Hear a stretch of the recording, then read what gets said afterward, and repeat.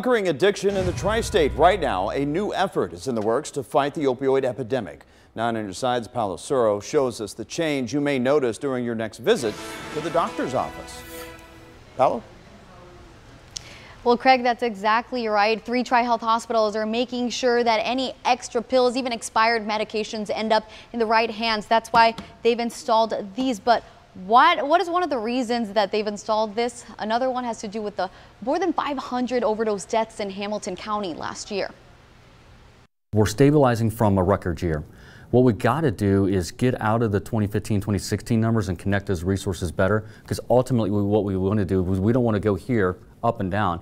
We want to go here, here, and then start going down. That is a trend Newtown Police Chief and member of the Hamilton County Heroin Coalition, Tom Synan, hopes to see.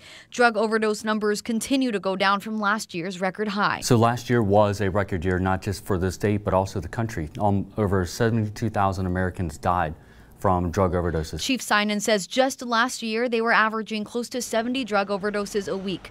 This year that number stabilized down to about 50 a week, similar numbers we saw in 2015 and 2016. A big reason being the increasing use of Narcan. We're about 50 overdoses a week now. They kind of go up and down. You'll see some days are 5 overdoses, some days are 15 or 20.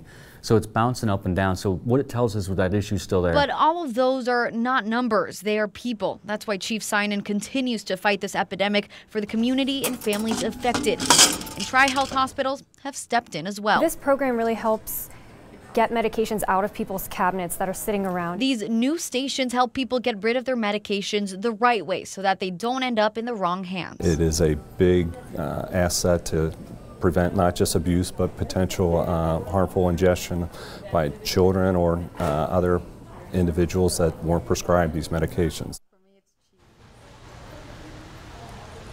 Well, guys, this is actually really easy to use. You can bring in your prescription or non-prescription medications. You throw them in here, and then there it goes. They dispose of it later. And some things that are not, you cannot bring here. That's really important. Needles, inhalers, any aerosol cans, any liquids, do not throw those in here. But actually, before these were put in place, the hospital wasn't able to accept any of your extra pills because of licensing regulations, but now they are. So we'll have a list of all the locations where you can find these on WCPO.com. But for now, live at Good Samaritan Hospital, Paulo Suro, 9 on your side.